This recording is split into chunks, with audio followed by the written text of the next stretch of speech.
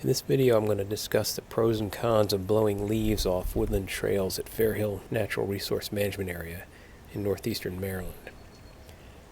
I love riding or walking on narrow, leafy woodland trails.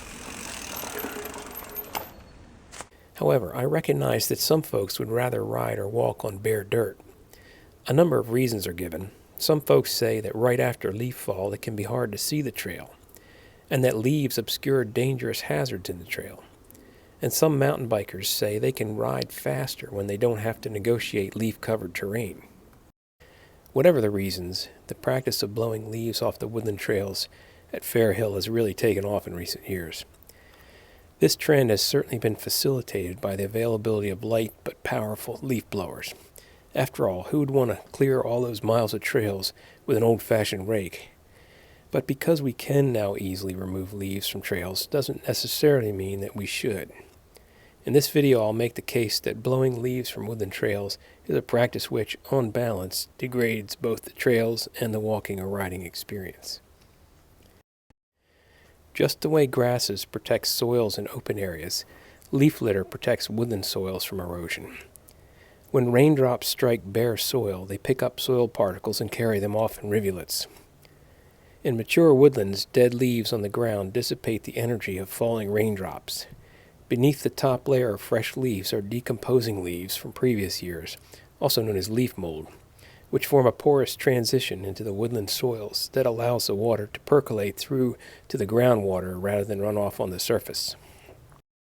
On woodland trails, leaf cover protects the soil in two very important ways. First, dead leaves dissipate the energy of falling raindrops just as they do off the trail. But this is especially important on trails because the soil under a well-worn trail is relatively compacted from foot or tire traffic, so that water tends to run off on the surface rather than percolate through. Thus, any soil particles dislodged by rain tend to be carried off in that overland flow. But even more importantly, Fair Hill in winter typically sees daily freeze-thaw cycles from about mid-November through March. These cycles result in frost heave of bare soils. But where the leaf litter covers the ground, these frost heaves don't occur. Why is frost heave a problem? Let's go out and have a look. Okay, this is trail at the inner loop at Grammy's Run, lower reaches of Grammy's Run. I'm looking at a morning when it's about in the 20s. I'll show what happens when the leaves are blown off the trail. You can see leaves are on the sides of the trail here, but they were blown off the middle of the trail. Okay. If you look down close here, you have this frost heave, nightly frost heave here. Okay, there's a frost picks up the soil. As soon as this melts, it turns to mud, sticks to tires, shoes.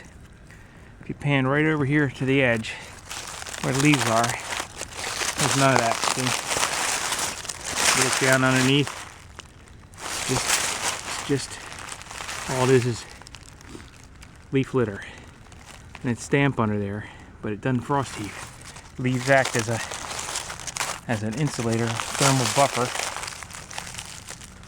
But you go back over here in the middle of the trail, and all this, as soon as that thaws, this crumbles, picks up all the soil, and that turns to gumbo. So this is where I was this morning here, and this is when it's melting, okay? There's ice underneath there, and there's a whole big piece of ice lifting all that mud up, okay? And then when you walk down here, this is what it turns into. Pick your foot up there for a second. That's where it goes. Yeah.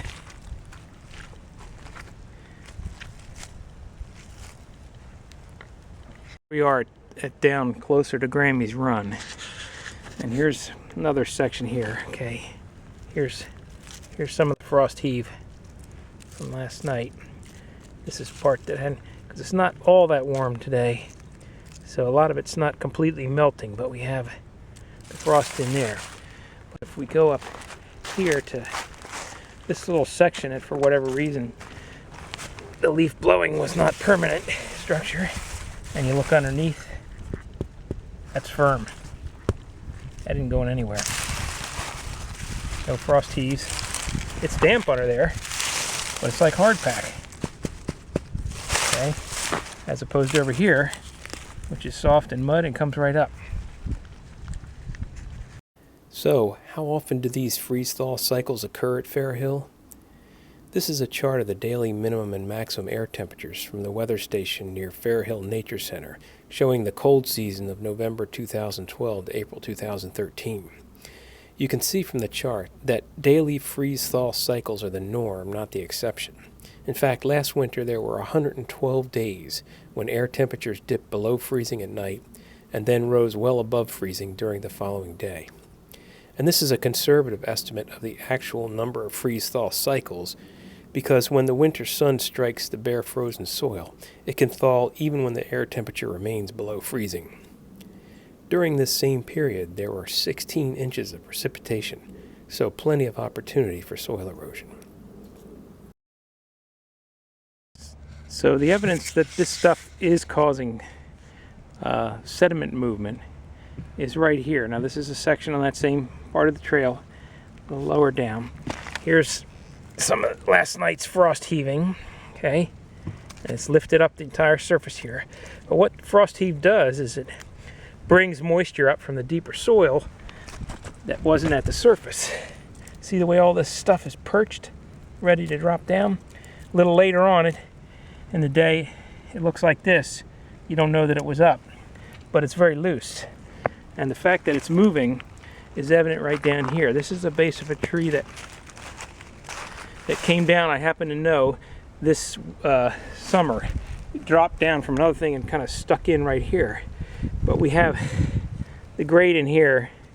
This is all stuff that was, we have a bit of a sediment dam there. But the fact that sediment's moving as a result of this stuff is right down here. Because here's a little bridge, and you see there's the mud, and it's washed down enough that it actually has covered up part of the bridge. Some of it went over to the side here to that little gully where the bridge is. But all this stuff here is moving because of these daily frost heaves.